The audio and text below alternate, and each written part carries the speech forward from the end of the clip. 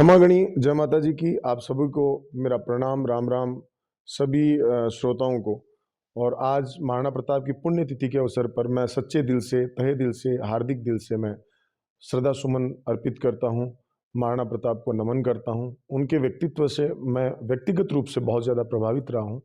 ऐसे वीर बहुत कम इतिहास में मिले हैं, ऐसे बहुत कम वीर हैं वो इतिहास में सुनने को मिलते हैं। तो महाराणा प्रताप जो हैं वो निश्चित रूप से हम सभी के गौरव रत्न हैं, राजस्थान के गौरव रत्न हैं, वीर शिरोमणि हैं और उनको मैं प्रणाम करता हूं।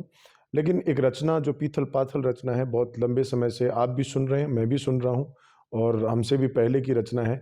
जैसे कि आपने सुना होगा कि हरे गासरी रोटी ने जद बन बिलावडो ले भाग्यो, छोटो सो अमरो चीख पड़ो राणारो सोयो दुख जाग्यो, कि हूँ लड़्यो घणो हूँ सयो घणो मेवाड़ी मान बचावण ने, हूँ पाच नहीं राखी रण में बैरियारो खून बहावण ने, कि जब याद करूँ हल्दी घाटी नैना में रक्त उतर आवे, सुख दुख रो साथी चेतक रो सूतिर शिहुक जगा जावे। ये कविता बहुत अच्छी है, सुनने में बहुत अच्छे अच्छे सुधी लोगों ने इसको गाया भी है। बहुत अच्छी कविता है और इसका कंपोजिशन भी बहुत अच्छा किया गया है। अभी मैं कई दिनों से देख रहा हूँ कि महाराणा प्रताप की फोटो के साथ में और अलग अलग जो कई लोग हैं उनके फोटो के साथ में भी इसको बड़े शौक से लगाया जाता है, इस कविता के बंद को। और ये कविता बड़े शौक से चल रही है, लेकिन मेरी व्यक्तिगत शिकायत इस कविता को लेकर है। वो मैं आपके सामने जरूर इस शिकायत को आपके सामने रखना चाहूँगा। अगर आपको ऑथेंटिक लगे, आपको सही लगे कि मेरी शिकायत ठीक है, तो आप मेरी शिकायत को ज़रूर स्वीकार करिएगा और फिर आप मुझे इस बात के लिए कहिएगा कि आप ठीक कह रहे हैं। और अगर आपको ऐसा लगे कि मैं गलत बोल रहा हूँ तो फिर कोई बात नहीं है, मैं इस बात को मैं अपने तक ही सीमित रखता हूँ कि कोई बात नहीं, मुझे ऐसा लगता होगा। एक तो मुझे सबसे बड़ी शिकायत ये है इस कविता से कि मुझे ऐसा कतई नहीं लगता है कि महाराणा प्रताप ने कभी भी अकबर को संधि पत्र लिखा भी होगा क्या, ये मुझे बिल्कुल विश्वास नहीं है। क्योंकि एक ऐसा व्यक्तित्व है जिसने पूरे जीवन भर अपने पूरे जीवन को आहूत कर दिया मातृभूमि के संरक्षण के लिए, जिन्होंने किंचित मात्र भी, जबकि अलग अलग जो परगने थे, अलग अलग रियासतें थी, वो अकबर की अधीनता स्वीकार करते चली जा रही थी। इस प्रकार के दौर में जिस व्यक्ति ने अकबर से आंख मिलाकर ये कहा कि आप पधारिए, आपका जब मन हो तब आप आ सकते हैं, महाराणा प्रताप आपको युद्ध क्षेत्र में मिलेगा और वहीं दो दो हाथ करेंगे, इस प्रकार का जो व्यक्तित्व होता है, मुझे नहीं लगता है कि वो कभी भी संधि पत्र लिख सकते हैं। और इसमें कविता में एक कारण भी दिया है कि क्यों संधि पत्र लिखा, तो वो कारण भी मुझे बड़ा झूठा सा प्रतीत होता है, क्योंकि उसमें लिखा कि हरे घास की रोटी ने बन बिलावड़ो ले भाग्यो, छोटो सो अमरियो चीख पड़ो। मैं क्या कहता हूं कि आप एक बार इतिहास को उठा के देखिए, 1576 में हल्दी घाटी का युद्ध हुआ और 1559 में अमर सिंह जी जो है उनका जन्म हुआ था। तो मुझे ऐसा लगता है कि 1576 में आप निकालें तो 17 साल के लगभग हो गया, 16-17 साल।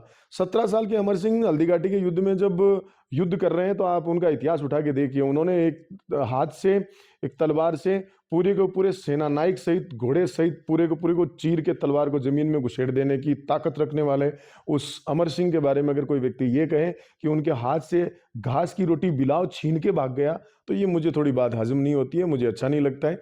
क्योंकि ये मुझे निश्चित लगता है कि वो अमर सिंह के शौर्य और उनकी उस ताकत के मामले में गुस्ताखी होगी कि हम ये कहें कि छोटो सो अमरियो चीख पड़ो राणा रो सोयो दुख जागियो। नहीं नहीं, ऐसा मुझे नहीं लगता है कि 1576 में ऐसी स्थिति थी।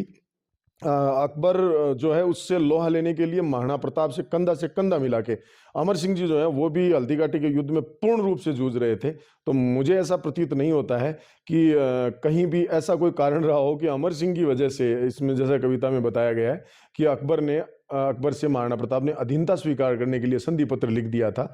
तो मुझे इस कविता से थोड़ा सा ऐसा, मेरे मन में ऐसा भाव है। हो सकता है कि आपको ऐसा लगे कि मैं गलत हूँ, हो सकता है कि कई बातों में आपको ऐसा लगे कि मैं बिल्कुल ठीक बोल रहा हूँ।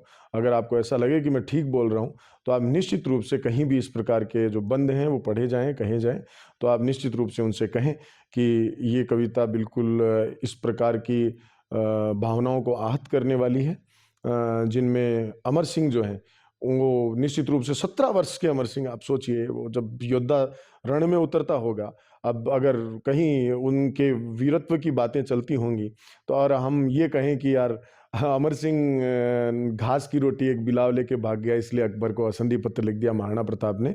और मैं ये नहीं समझता हूँ कि अमर सिंह जी के लिए भी, अपने किसी भी करीबी मित्र के लिए या रिश्तेदार के लिए, अपने पुत्र के लिए, पत्नी के लिए या भाई के लिए, किसी के लिए भी मुझे नहीं लगता है कि महाराणा प्रताप जैसा व्यक्तित्व, जो व्यक्तित्व पढ़ने में आता है, जो व्यक्तित्व पीछे के इतिहास में सुनने में आता है, जो पुरखों के द्वारा हमने सुना है, मुझे नहीं लगता है कि अपने किसी भी इतने करीबी व्यक्ति के लिए महाराणा प्रताप अकबर को संधि पत्र लिख सकते हैं। हो सकता है मेरी बात गलत हो, लेकिन आपको जैसा भी लगे, आप सबके सामने मैं विनीत होकर प्रणाम करता हूं। भवानी सिंह कविया, भवानीपुरा सीकर।